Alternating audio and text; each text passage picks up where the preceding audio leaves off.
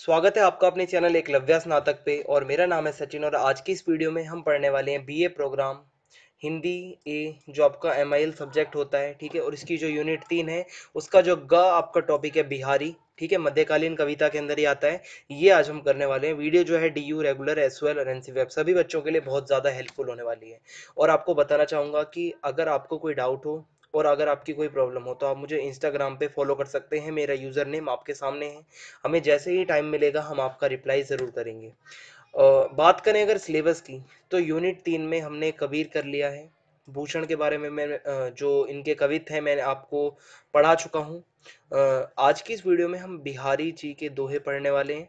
और थोड़ी सी language hard होगी दोहों की, समझने की कोशिश करना। थोड़ी इसमें बेसिक नॉलेज होना आपके लिए बहुत ज़्यादा ज़रूरी है। तो चलिए वीडियो को स्टार्ट करते हैं। तो दोहा कुछ इस तरीके से है कि मेरी भव बाधा हरो राधा नागरी सोए, जा तन की झाई परे श्यामो हरित दुति होए। अब इसका मतलब क्या है मैं आपको बताता हूँ कि बिहारी जी ने इस दोहे में राधा रानी, आप सब जानते ही होंगे, तो राधा रानी से अपने जीवन की परेशानी को दूर करने की प्रार्थना की है। यानी कि बिहारी जी यहाँ पे प्रार्थना करते हैं कि राधा रानी को याद करते हुए, उनकी स्तुति करते हुए कहते हैं कि मेरी सांसारिक बाधाएं, यानी कि इस दुनिया की जितनी भी मेरी बाधाएं हैं, मेरी परेशानियां हैं, वो सिर्फ और सिर्फ कौन दूर कर सकता है? राधा ही दूर कर सकती हैं। ठीक है, चतुर राधा दूर करेंगी, ऐसा वो बताते हैं। और आगे यहाँ पे वो बताते हैं कि जिनके शरीर की छाया पड़ते ही सांवले कृष्ण हरे रंग के प्रकाश वाले हो जाते हैं। यानी कि किनकी छाया? राधा रानी जी की छाया। ठीक है, राधा रानी जी की छाया पड़ते ही सांवले कृष्ण जो कि हरे रंग के हो जाते हैं, यानी कि बहुत ज्यादा खुश हो जाते हैं। अर्थात मेरे दुख राधा रानी ही हरेंगी।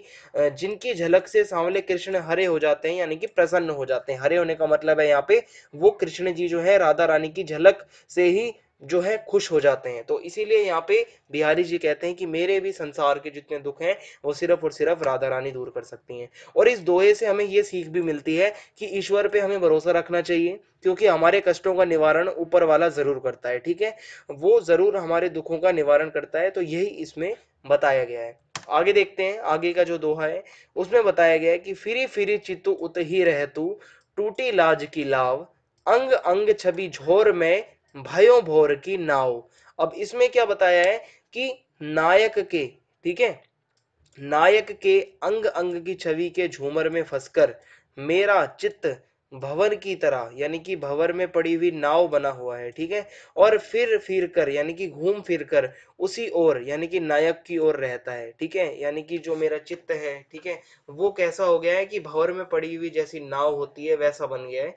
और घूम फिर कर वही नायक की ओर रहता है और किसी ओर नहीं जाता, क्योंकि उसको नायक की ओर से खींचने वाली लज्जा रूपी जो रस्सी है वो टूट गई है। तो यहाँ पे सिंपल सी बात ये बताइए कि नायक और नायिका का कहीं ना कहीं वर्णन आपको देखने को मिलेगा, जिसमें इन्होंने यही बताया है बिहारी ने कि किस प्रकार की जो नायिका है वो नायक के प्रेम में, ठीक है, खोई हुई है।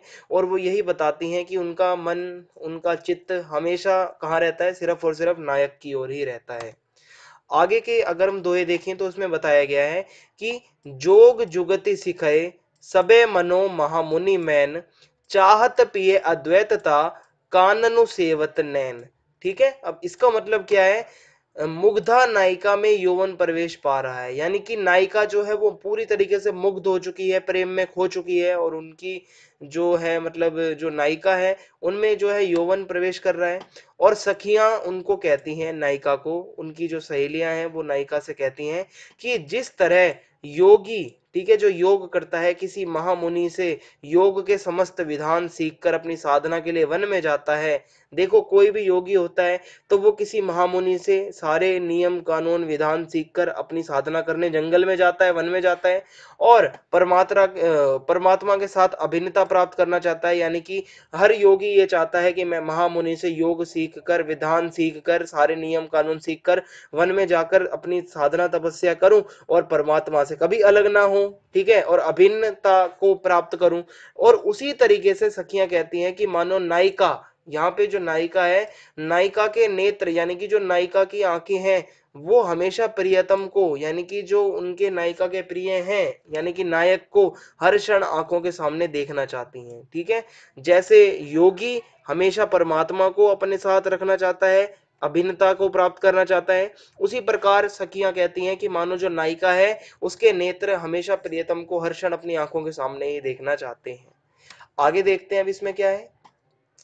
कहत नटत रिझत खिजत मिलत खिलत लजियात भरे भौन में करत है नैननु ही सब बात। अब इसमें बताया है कि इस दोहे में बिहारी ने दो प्रेमियों के बीच में आंखों ही आंखों में होने वाली बातों को दर्शाया है। यानी कि कैसे दो प्रेमी मन मन में ही बात कर जाते हैं और वो कहते हैं कि किस तरह लोगों की भीड़ में होते हुए भी प्रेमी अपनी प्रेमिका को आंखों के जरिए मिलने का संकेत देता है, इशारा देता है, और उसे कैसे प्रेमिका अस्वीकार कर देती है आंखों ही आंखों में, यानी कि वो आंखों ही आंखों में मना कर देती है। और इससे प्रेमी जो है वो मोहित हो जाता है, कहीं ना कहीं मोह हो जाता है उसे, और जिससे प्रेमिका फिर रूठ जाती है। यानी कि कभी तो वो बात करते हैं, कभी मिलते हैं, कभी मतलब वो मन में कुछ कहते हैं, और इसके बाद वो दोनों प्रेमी मिलते हैं और उनके चेहरे खिल उठते हैं शर्म के मारे, लाज के मारे। तो कभी वो शर्म करते हैं, कभी वो गुस्सा करते हैं मन मन में, कभी वो मन मन में बातें करते हैं। तो ऐसा ही कुछ बिहारी ने बताया है कि अतः जब दो प्रेमी सच्चा प्यार करते हैं तो उन्हें बात करने के लिए शब्दों की जरूरत नहीं होती, वो मन मन में ही अपनी बातें कह देते हैं। ऐसा यहाँ पे बताया गया है। अब आगे की लाइनें हैं। नहीं परागु नहीं मधुर मधु नहीं बिकासु इही काल अली कली ही सो बंध्यो आगे कौन हवाल। ठीक है, अब इसमें क्या बताया है बिहारी जी ने कि जयपुर के राजा जय सिंह, याद रखना जयपुर के राजा थे एक जय सिंह, उनकी जब शादी हुई तो उनकी शादी के बाद उनका पूरी तरीके से उनका ध्यान कहां पे था, अपनी पत्नी के ऊपर। वो उनके विवाह के बाद अपनी पत्नी के प्रेम में डूब गए थे। अपने राजकाज से उन्होंने बिल्कुल ही नाता तोड़ दिया था, अपने राज्य के कामकाज से बिल्कुल उनका मन हट गया था। और तब बिहारी जी ने जाकर उनको ये दोहा सुनाया था जो मैंने अभी आपको सामने पढ़ के दिखाया है। अब इस दोहे का मतलब क्या है ये समझना बहुत जरूरी है। बिहारी ने यहाँ पे बताया है कि बिहारी कहते हैं ना ही इस काल में फूल में पराग है, ठीक है, जो पराग होता है, और ना तो मीठी मधु ही है। ठीक है, अगर अभी भोरा फूल की कली में ही खोया रहेगा तो आगे ना जाने क्या होगा। ऐसा कह के वो कहीं ना कहीं वो राजा जयसिंह को जागृत करना चाहते हैं कि भाई तुम भोरे के समान हो, अगर भोरा फूल की कली में ही खोया रहेगा तो आगे कैसे काम चलेगा। तो इसके बाद राजा फिर से उनके बात को समझ जाता है और वो राजा जो होते हैं वो फिर से अपने राजकाज को देखने लग जाते हैं, उनको ज्ञान मिल जाता है और वो वापस अच्छे से राज्य को संभालने लगते हैं। और इससे हमें ये सीख मिलती है कि हमें अपनी इंद्रियों को वश में रखना चाहिए। चाहे हम कितना भी किसी से प्यार करते हो, अत्यधिक प्रेम नुकसानदायक हो सकता है, ऐसा बिहारी ने उदाहरण देते हुए बताया राजा जयसिंह का। ठीक है, तो इस वीडियो में इतना ही था। आगे जो आने वाली आपकी और जो कविताएं हैं, जितना भी आपका बचता है वो जल्द से जल्द हम खत्म करवा देंगे। वीडियो अगर आपको पसंद आई हो तो आप चैनल को सब्सक्राइब करना बिल्कुल भी ना भूलें, बेल आइकन दबा दें ताकि आने वाले वीडियोस के अपडेट आपको मिलते रहें। और कमेंट बॉक्स में आप बता दें वीडियो आपको कैसी लगी। ज्यादा से ज्यादा आपको वीडियो को शेयर कर देना अपने दोस्तों में। जय हिंद, जय भारत, धन्यवाद।